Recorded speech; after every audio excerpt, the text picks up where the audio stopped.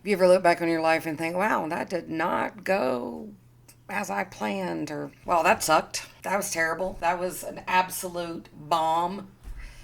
No one else, just me. Yeah.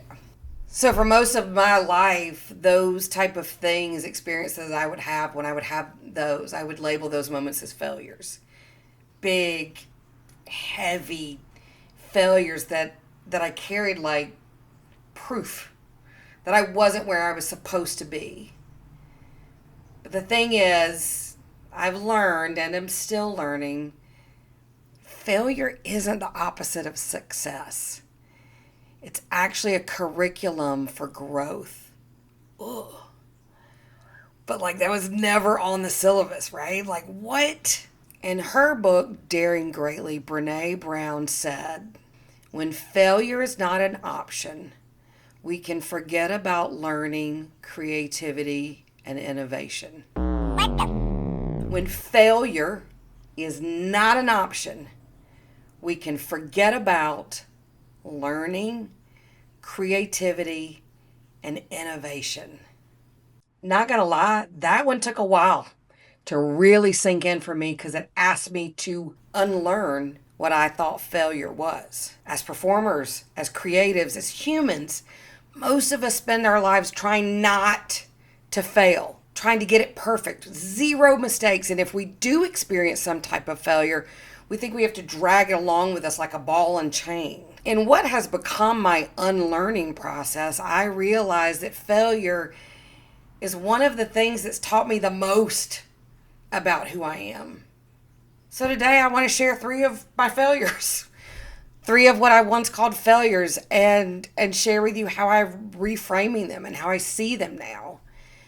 And if you struggle with this feeling of failure, then maybe this can help you too. By the time I was 35, I had to close three different restaurants for my family's business. Three. And the last one was the hardest because it was the one that I had the most, it was the one that I had the most control over. And that meant letting people go, putting people out of work, affecting their livelihoods, walking away from spaces that had held heart and sweat and love and laughter and memories. It meant facing the fact that sometimes heart and hustle just isn't enough to keep something alive. And for a long time, I carried that like a brand, like a scarlet letter. I had a ton of shame around it. Like I'd let folks down. I'd let everyone down, my family, the employees, myself. But in hindsight and the truth of it, closing those doors taught me way more about leadership than any success ever could. I learned how to have really, really hard conversations.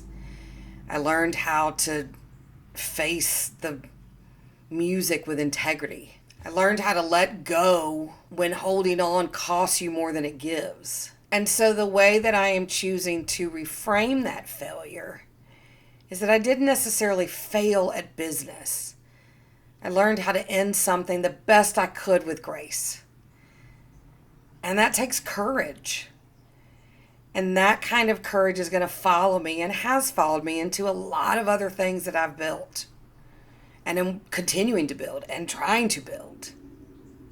Now, the second thing I considered failure, a big failure in my life, is that I never chased dance or professional performance the way I thought I should in my younger years.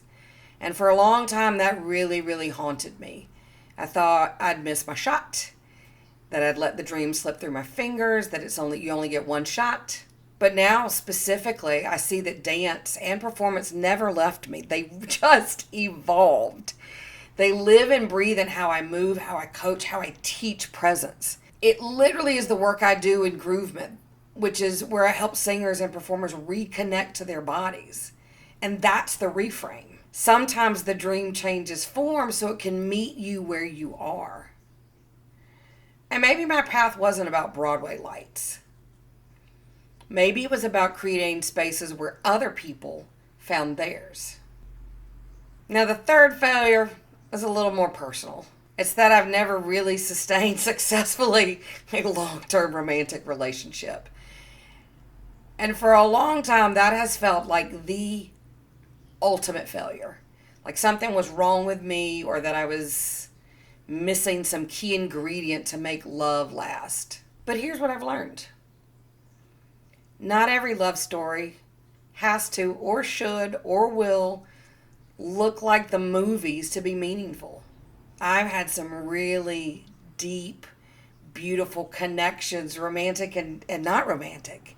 And each one of those taught me something about love and boundaries and self worth. And maybe this part of my journey isn't about finding the one. Maybe it's been about becoming someone who loves with more awareness, more freedom and joy in friendships, in music, in movement, in community, and in self. And the way I'm choosing to reframe that is I didn't fail at love. I'm learning it in all of its forms, and I'm a better person because of it. These three stories used to live in my head in a little file cabinet labeled failure. But now they're part of the story of how I became who I am.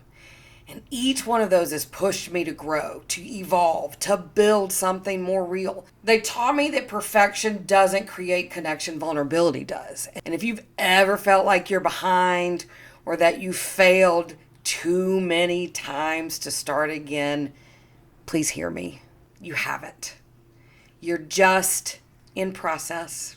And this process is where the art and the healing live. If this message resonates with you, then you'll probably love the work I'm doing in my Groovement for Performers Lab, where we explore just this: how to take what's messy and real and imperfect and turn it and reframe it into authentic movement and expression. These are free. It's a monthly lab I do online. I'll drop the link below if you want to join us. And if you're walking through what you think is your own version of a failure right now, remember this: you are not broken.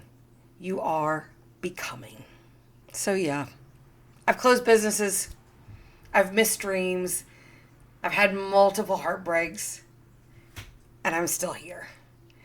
I'm still singing. I'm still evolving. Because failure is not the end of my story. Or any story. It's where the good ones usually begin. So thanks for listening. Go be awesome. Get your groove on and rock on.